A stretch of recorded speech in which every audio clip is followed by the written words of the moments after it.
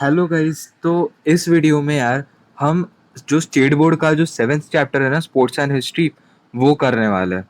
तो यार बहुत सिंपल चैप्टर है। तो चलिए जल्दी से शुरू कर देते हैं। इसका पार्ट 1 है ये।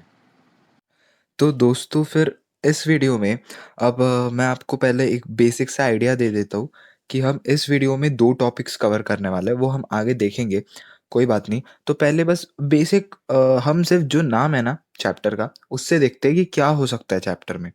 तो स्पोर्ट्स एंड हिस्ट्री ये इस चैप्टर का नाम है, ठीक है? तो अब जो स्पोर्ट्स है, इसमें एंटरटेनमेंट और फिजिकल एक्सरसाइज दोनों आती है। और यार पहले ही आपको बता दूँ, इतना ज़्यादा पिद्दी सा चैप्टर है ना, मतलब कुछ ही चीज़ें होंगी जो आपको पता नहीं है, बाकी तो आपको सब कुछ पता है। तो कोई टेंशन लेने की ज़रूरत नहीं, बिल्कुल बहुत अच्छा चैप्टर है, तो बहुत जल्दी समझ जाएगा आपको। तो स्पोर्ट्स एंड हिस्ट्री में कैसा कर सकते हैं हम कि स्पोर्ट्स ये 2 चीज़ों मतलब 2 चीज़ों को कंबाइन करता है। एक है एंटरटेनमेंट और एक है फिजिकल एक्सरसाइज। और खेलना ये तो ह्यूमन इंस्टिंक्ट है ना, यानी ये तो हर एक मतलब हर एक इंसान खेलता ही है कभी ना कभी, सही बात है ना? तो इसलिए स्पोर्ट्स की जो हिस्ट्री है, वो मतलब history of sports begins with origin of Mankind, जैसे मैंने लिखा है कि हाँ भाई, जो हिस्ट्री है ना स्पोर्ट्स की, वो जैसे इंसान जब पैदा हुआ था, जब पहला इंसान इस दुनिया पे था, तब से ये सब कुछ शुरू है। और एक और आपको बात बता दूँ कि बहुत अलग-अलग प्रकार के गेम्स बहुत पहले से खेले जा रहे हैं। तो जो मैंने आपको कहा था कि इस चैप्टर में हम क्या पढ़ने वाला है, इसके पहले मैंने अभी आपको पहले तो दे दिया इंट्रोडक्शन चैप्टर के नाम के हिसाब से।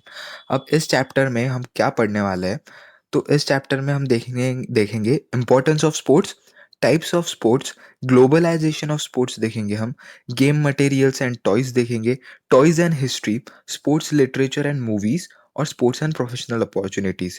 या प्रोफेशनल अपॉर्च्युनिटीज़ वाला पार्ट तो हर ही चैप्टर में रहता है स्टेट बोर्ड की बुक का। तो इस वीडियो में हम 2 कवर करने वाले हैं, पहले 2 जो आपको दिख रहे हैं कि इम्पोर्टेंस ऑफ स्पोर्ट्स और टाइप्स ऑफ स्पोर्ट्स, ठीक है? तो इस पार्ट में, तो अब हम अगर आगे जाएँ, तो ये कुछ एंशिएंट गेम्स है यार, जो आपके टेक्स्ट बुक में दिए हुए हैं कि कौन से हैं कि भई एक हंटिंग है, क्योंकि मतलब ये जो कुछ भी गेम्स खेलना शुरू हुआ है ना, ये सिविलाइज़ेशन के पहले से हो गया है, मतलब उसके बिगिनिंग से हो गया है। तो बहुत-बहुत पहले से ये सब कुछ शुरू है। तो तब हंटिंग भी एक प्रकार था जिससे लोग उनका खाना तो लेते ही थे यार, बट वो क्या करते थे कि वो उसको एक गेम की तरह देखते थे। उनका वो एक एंटरटेनमेंट का साधन था। उसके बाद गेम्स ऑफ डाइस, जिसको हम द्यूत भी कहते हैं। तो और ये सब कुछ कहाँ पर लिखा हुआ है? ये सब कुछ जो भी हमारा एंशिएंट जो कुछ भी इंडिया का लिटरेचर रहा है या फिर जो भी एपिक्स है, उनमें ये सारे गेम्स के नाम मेंशन किए गए हुए हैं। तो गेम्स ऑफ डाइस है एक, द्यूत और रेसलिंग है, हॉर्स एंड चैरियोट रेसेस और चेस भी है। तो ये सब कुछ आपको पता ही है यार। तो अब हम देख लेते हैं 2 डू यू नो। अब आपको मैं इसके पहले के भी पार्ट्स में बता चुका हूँ कि यार चैप्टर में एक्चुअली जो इम्पोर्टेंट चीज़ें रहती है ना, वो ये डू यू नो के ही सेक्शन में रहती है। तो अब एकदम ध्यान से सुनना। तो ठीक है फिर, there are a number of training centres for wrestling and other sports. हाँ, ये तो हमें पता ही है कि बहुत सारे ट्रेनिंग सेंटर्स है रेसलिंग के लिए भी और दूसरे स्पोर्ट्स के लिए भी। व्यायामशाला ऑफ फेमस रेसलर्स जुम्मा दादा एंड मानिक राव वडोदरा, ये एक है। उसके बाद क्रीड़ा विद्यापीठ पटियाला, ये दूसरा है। स्वर्णिम गुजरात स्पोर्ट्स गांधीनगर, तीसरा गुजरात के कैपिटल में। खसबाग तालिम एंड मोतीबाग तालिम कोल्हापुर, यहाँ पर महाराष्ट्र में। तो उसके बाद हनुमान व्यायाम प्रसारक मंडल अमरावती में। और श्री शिव छत्रपति क्रीड़ा संकुल बालेवाड़ी पुणे।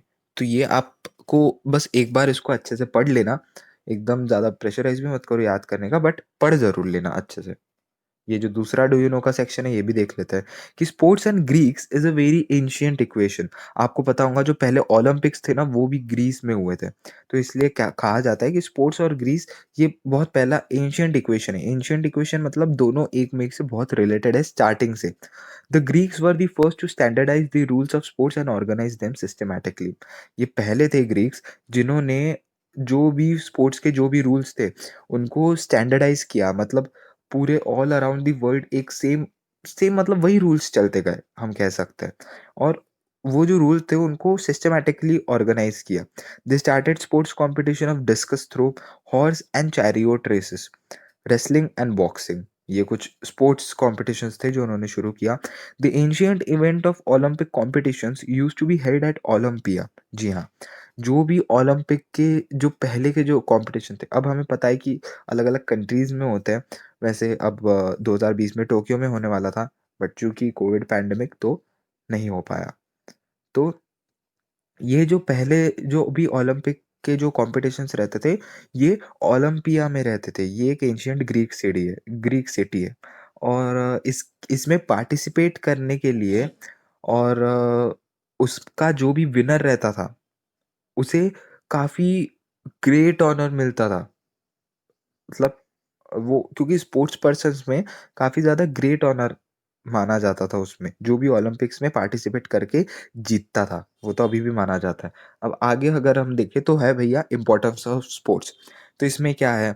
तो ओवरकम्स सफरिंग एंड वरीज़, मतलब स्पोर्ट्स खेलने से हम रिलैक्स हो जाते हैं, सही बात है, वो तो अभी अगला पॉइंट है, but overcomes suffering and worries, तो वही हमें जो कुछ भी चिंता रहती है वो स्पोर्ट्स के बाद निकल जाती है। उसके बाद helps to relax and refresh our minds. जी हाँ, ये हमें रिलैक्स करवाता है हमारे जो हमें हम एक रिफ्रेश हो जाता है स्पोर्ट्स से। उसके बाद ऐसे गेम्स जिसमें काफ़ी ज़्यादा फिज़िकल एक्टिविटीज़ रहती है, वो काफ़ी अच्छी एक्सरसाइज़ भी देती है, ये भी आपको बताऊँगा। उसके बाद गेम्स जो है, वो हमें एक टेनाशियस और स्ट्रॉन्ग बॉडी बिल्ड करने में हेल्प करती है यार। तो मतलब जो भी फिज़िकल गेम्स है और ऑब्वियसली उससे हम काफ़ी फिट भी रहने वाले हैं ना, तो ये भी हमें पता ही है कि और जब हम गेम्स खेलते हैं तो वो हमें डेवलप करता है करेज, डिटर्मिनेशन एंड स्पोर्ट्समैनशिप। करेज मतलब कॉन्फिडेंस। तो और डिटर्मिनेशन यानी आप कह सकते हो कि एक डेडिकेशन गेम के प्रति। तो ये तीनों चीज़ें वो डेवलप करता है। उसके बाद और 2 पॉइंट्स है इसमें कि team games develops a sense of cooperation and team spirit. तो जो भी टीम गेम्स रहते हैं इसमें चूँकि साथ में खेलना पड़ता है तो ये एक सेंस ऑफ कोऑपरेशन भी डालता है हमें ताकि हम एक में एक से कोऑपरेट कर सकें और साथ ही साथ टीम स्पिरिट भी लाता है हमारे अंदर, सही बात है। और वो हेल्प्स इन डेवलपिंग लीडरशिप। तो काफ़ी गेम्स में जो टीम गेम्स रहते हैं उसमें लीडरशिप तो होता ही है ना यार। तो उसके बाद अगर हम देखें तो ये है भैया, आप ये बचपन से पढ़ते आ रहे हो, तो भी पता नहीं आज आके क्यों डाल देता है हर साल बुक में। तो types of sports, indoor games, outdoor games, सब कुछ आपको ही पता है, एक्सप्लेन करने की ज़रूरत नहीं, बट तो भी देख लेते हैं। तो इंडोर गेम्स में क्या होता है यारो कि obviously played with in a closed environment. हाँ, सब कुछ पता है आपको।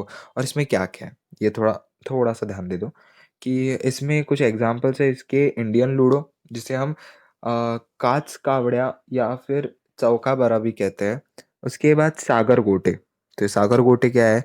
ये कुछ एक बंच लिया जाता है, मतलब स्टोन्स या फिर सीड्स का, और ऐसा बुक में दिया गया है कि यूजुअली ये गर्ल्स की के द्वारा खेला जाता है। एक और गेम है भातुकली यानी प्लेइंग हाउस, जो जो इधर फिर से दिया हुआ है कि गर्ल्स के प्रति, मतलब सॉरी गर्ल्स के प्रति नहीं, गर्ल्स के द्वारा खेला जाता है ये। और जो कुछ भी मेंबर्स रहते हैं फैमिली में, वो भी इसमें पार्टिसिपेट कर सकते हैं। और बस यार इसमें और तो कुछ नहीं है। और अब आउटडोर गेम्स देख लेते हैं। आउटडोर गेम्स क्या बोल रहा हूँ यार। आउटडोर गेम्स में भी 2 चीज़ें आती हैं। एक हो गया इंडियन स्पोर्ट्स और एक हो गया इंटरनेशनल स्पोर्ट्स।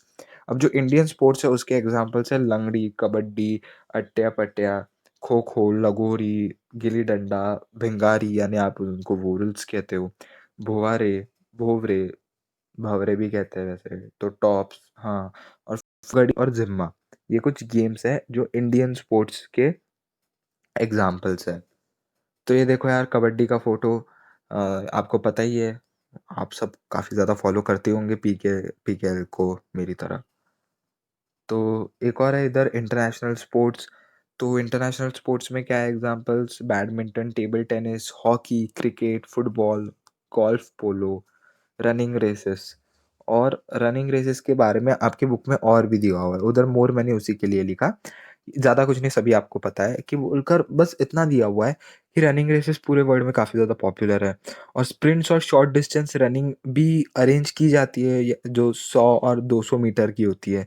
उसके बाद एक मिडल डिस्टेंस और लॉन्ग डिस्टेंस रेसेस भी होते हैं और मैराथन जो है, ये एक लॉन्ग डिस्टेंस रनिंग रेस है, ठीक है?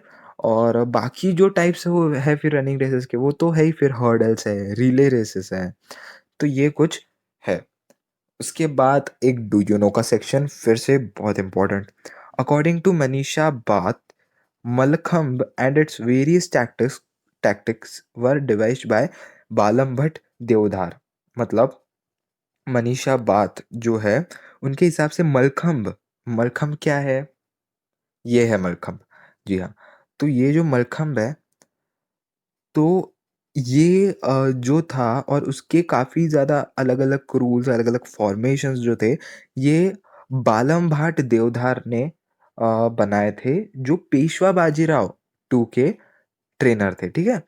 और उन्होंने ये भी लिखा है मनीषा बात ने कि बालम भाट ये इंस्पायर हुए थे बंदरों को देखकर, जो पेड़ों पर रहते थे, वो भी कुछ इसी प्रकार रहते हैं ना। उसके बाद फुटबॉल का फ़ोटो दिया है यार इंटरनेशनल स्पोर्ट्स में, स्केटिंग है भैया। और ये एक और हम देख लेते हैं, क्या दिया हुआ है। Shot put, discus throw, long jump, high jump, water sports like swimming competitions, water polo, rowing, and sports that combine physical exercise and acrobatics like Malkham, rope Malkham, gymnastics, etc. are all included in the outdoor sports based on physical skills. तो ये कुछ दिया नहीं हुआ है, ये बस और सारे एग्जाम्पल्स हैं, कोई टेंशन लेने की ज़रूरत नहीं। तो हाँ गाइस, यहाँ पर हमारा ये फर्स्ट पार्ट होता है ख़त्म। अगर वीडियो आपको अच्छी लगी होंगी तो यार लाइक कर दो वीडियो को, अगर नॉलेजफुल लगी होंगी तो दोस्तों के साथ शेयर कर दो और मिलूँगा आपसे अगले पार्ट में, इसका नेक्स्ट वाला जो पार्ट है वो लेकर। तब तक के लिए learn, explore, nourish and enjoy with fun studies.